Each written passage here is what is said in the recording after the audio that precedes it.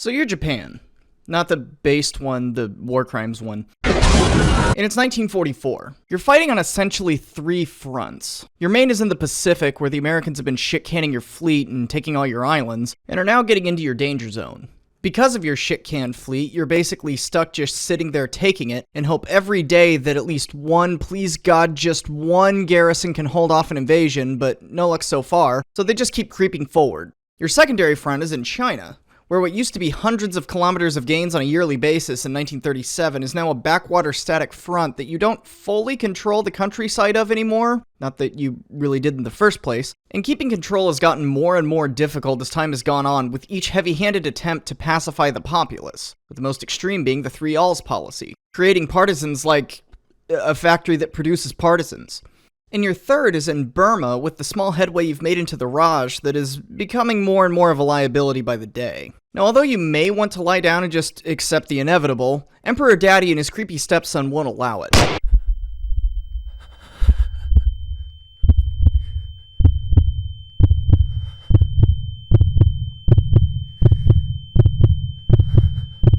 Gotcha, fucker. This video is sponsored by Manscaped. Manscaped has you covered this coming Christmas with the new all-in-one performance package. A grooming kit that covers you from head to toe, including the Lawnmower 3.0 cordless trimmer with skin-safe technology to reduce nicks and cuts, that also includes this fancy light for those dark, cold winter nights. Also including the new Weed Whacker nose and hair trimmer, which is something that I thought was more an old people thing until using one, and I didn't realize how gross my long nose hair was until I got rid of it.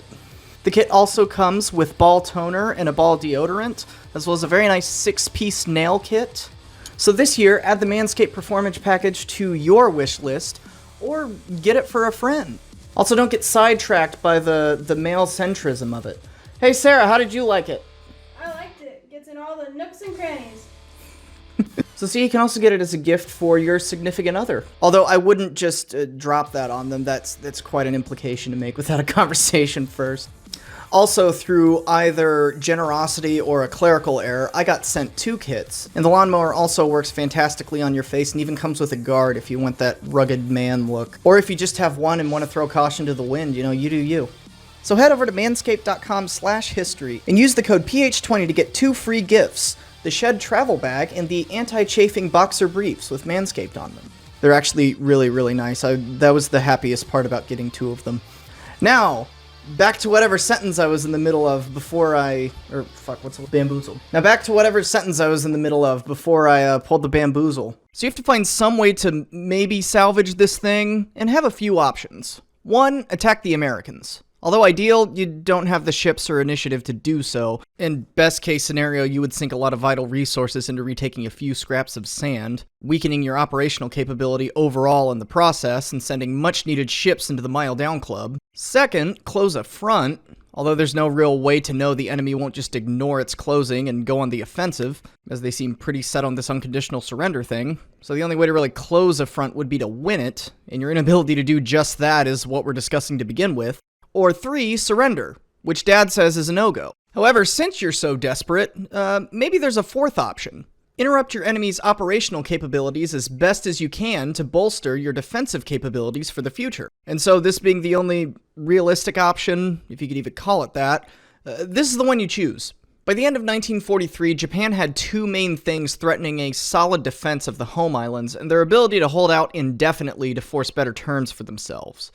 The first was US bombers in China that had carried out an air raid on Japanese Formosa that had utterly terrified them of future raids out of China on the mainland. If the home islands could be hit, that meant the Americans could just chip away at Japanese war-making potential and morale without Japan being able to do anything in return, which was a core tenet to their plan to wear the US down and get favorable peace terms. Japanese leadership had to do something about this, and fast, before Japanese cities began to be hit. Secondly, the US Navy had taken a large bite out of the IJN's fighting ability, and continued US invasions could eventually cut the sea route from Japan to the Dutch East Indies, and other vital southern holdings containing raw materials Japan needed to stay in the fight. The map of Japanese holdings in January 1944 is deceptive, in that it looks like Japan is in a pretty good spot. However, although it still did have large swaths of land that it held, their ability to keep and hold onto them was tenuous with all that they had lost that couldn't be replaced, and how thinly that they were spread. It would be almost 11 months until fighting on and around the Philippines would make these fears a reality, but the threat was enough that even this far ahead, to plan for ways to continue the war once transports could not make it back to Japan from the south was vital. The answer to this problem was an overland route from Indochina to Korea via mainland China, and this would become the genesis of what would be known as the Japanese Ichi-Go offensive in 1944. A final push to link up the northern and southern Chinese fronts, while also capturing US bomber bases in China, and hopefully knocking the Chinese out of the war in the process, although that was kind of a tenuous objective. But seeing how this had not been possible with previous military action, this sounds like a long shot and something that would have to fail, right? The Chinese front had been mostly static since the strike south in 1942. Often the China front is spoken of as the Eastern Front for Japan, and yes, it was as far as size and scope for the amount of Japanese military force present, but unlike Germany with the USSR, the US really became the main enemy for Japan, and most of their attention was shifted that way once the fight began, with the Chinese front still needing attention, but no amount close to what the Soviet front required for the Germans for the remainder of the war. The same was true for the Chinese in many ways, though. China fought this high-intensity war for 7 years now, and it had taken a huge toll on the large but mostly agrarian nation. Much is said about the German trained divisions that were the cream of the crop of the KMT's military early on, but by 1944, these troops were gone. There were still divisions within the KMT's military that were stronger, better trained, and better equipped than most, but not to the same level as the German trained divisions, or the ones that came after, many of which had also been pretty much destroyed at this point. Chinese divisions present had also been occupying and defending the same lands for 2 years or more in many places, often requisitioning supplies and manpower from the local populace that were beyond frustrated with their presence for this long, often being openly hostile to the military. By 1944, the war itself had caused its own number of casualties, numbering in the millions, but additional deaths from events resulting indirectly from the war, such as famine and flood, had led to even more casualties. The accumulation of all these things meant that the Chinese people were tired of the conflict, with uprisings becoming more and more common as the war went on. With Chiang directly dealing with one of these, started by Soviet-supported Uyghur communist rebels in Chiang Shikai right as Ichi-Go was beginning. Ichi-Go was largely a surprise for KMT forces, but not totally, as they were expecting something to start within the year.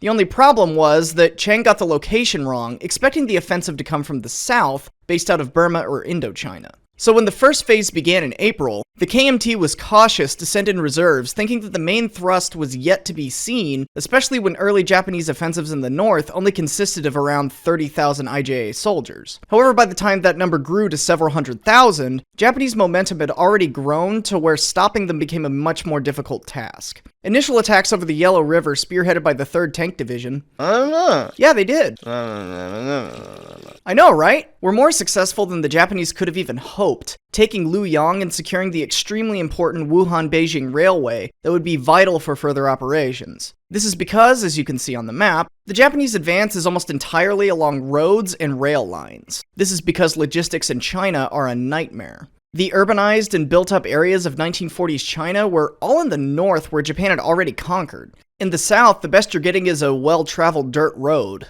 and they're fairly few and far between. If the Germans thought they had it bad in western Russia, they would have trouble knowing what to even do in southern China. And this had a few effects. One, the only option for moving supplies was by rail, the few roads, which couldn't be used for long as they were all dirt and torn up easily, or, in a pinch, by air. But this is Japan in 1944, so air travel isn't really an option anymore.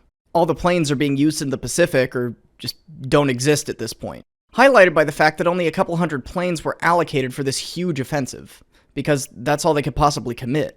And two, being a highly mechanized army is more a hindrance in this area than a help. See the Japanese tanks video for a little more explanation, but basically, leg infantry with smaller equipment works better in this region. That's why a lot of Japanese artillery pieces you see in museums often look like they would be ineffective and 50 years out of date. It's because lugging the big ones around in this area is a job and a half and tends to just slow you down. Despite outnumbering the Japanese 2-1, the forward Chinese armies basically evaporate in front of the Japanese, and the problems continue to mount from there. In Phase 2 of the operation, US air bases in Luzhou are overrun, and many large cities still in KMT hands fall to the Japanese, including Changsha, Julin, Luzhou, and Henyang. I'm so sorry to anyone who speaks Chinese. which wins the record for the longest siege in World War II, seeing 17,000 Chinese hold up against 110,000 Japanese, with them taking over 50% casualties. The Japanese, that is. Really defining Pyrrhic victory in the most succinct way possible. And that really begins to describe the campaign as a whole. If we go down our list of objectives, most of them were met. American airfields were largely overrun, and that threat that they sent out to counter was largely stopped. However, it was only stopped in the specific regions that they went into. Bombing from China was only disrupted for a short while, as air bases were moved inland quickly and used to bomb major rail links captured as one of the main points of the Ichi-Go invasion, creating that north-south overland route. Also, in the process of all of this, the US captured the Marianas, which was an even better location than southern China to bomb the home islands from, and they just began doing so with impunity, completely nullifying Ichi-Go's second major aim. Nationalist China was hurt very badly in the process of this campaign, but it was not fully destroyed, and the Japanese were not able to close the front. And I'll get back to that in a second.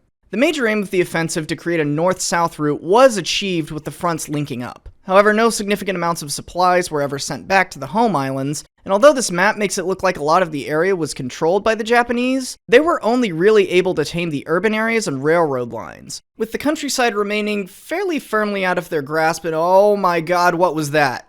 Japan, your China's got commie pox! And now it's time for Communist China with Johnny, the part of the show where Johnny talks about the Communist Chinese. The Tiananmen Square protests, or the Tiananmen Square Incident, were student-led demonstrations held in Tiananmen Square in Beijing during 1989. In what became known as the Tiananmen Square Massacre, troops armed with assault rifles and accompanied by tanks fired at the demonstrators and those trying to block the military's advance into Tiananmen Square. Wrong time period. Well, I guess I never really wanted to go there anyways. The unequivocal winners of the Ichi-Go campaign were the Communist Chinese. 80% of all Japanese troops in China were involved in the offensive, which is an incredibly high percentage with very few left in the rear areas. So once their holdings were vacated, Mao's troops were able to move in and take a lot of territory in fairly short order, and more importantly, a lot of weapons and ammunition being stored there. Now, the Japanese still managed to hold on to the major cities and the major railroad lines and things like that, as mentioned before, but a tenuous grasp of the countryside very quickly turned into absolutely no grasp in the countryside whatsoever, and incidents of partisan attacks from the countryside skyrocketed. Overall, the communists didn't take part in a lot of the Chinese War of Resistance, intended more to bide their time as the Japanese and nationalists fought each other, lending a hand in a few campaigns, but by and large, the war was fought overwhelmingly by the nationalists. And the Japanese, leaving these areas so sparsely defended, played right into Mao's hand and gave him the perfect moment to move after waiting so many years. Back on the nationalist front, Chiang is straight up not having a good time. As I mentioned earlier, his forward units were shattered, and once he was convinced that there was no attack coming from other areas, he rushed reserves into the line to try to stem the Japanese tide. And although the nationalists didn't break, it's kind of a wonder that they didn't, given how many troops they lost, along with several strategically important cities. If this punch had come a few years earlier and Japan not soon been on its last legs after this period of the war, you may have very well seen a withdrawal from China from the war entirely. Big counterfactual, but they really stood up against a lot, and it's kind of a wonder they didn't fold. At certain points, Chiang was fighting with his allies as much as he was fighting the Japanese. Things got really bad when American liaison to China, General Joseph Stilwell, who was just begging to have a human memes made on him, attempted what was essentially a coup to try to take power from Chiang. And although he was unsuccessful, it seriously hurt US relations with China in a way that would never really recover. Continuing the American tradition of screwing over their minor allies that they had begun a year earlier, twisting Italy's arm into a surrender and inevitable German invasion. Sorry boys, but if you ain't one of the big three, we don't necessarily care what happens to you outside of what we want.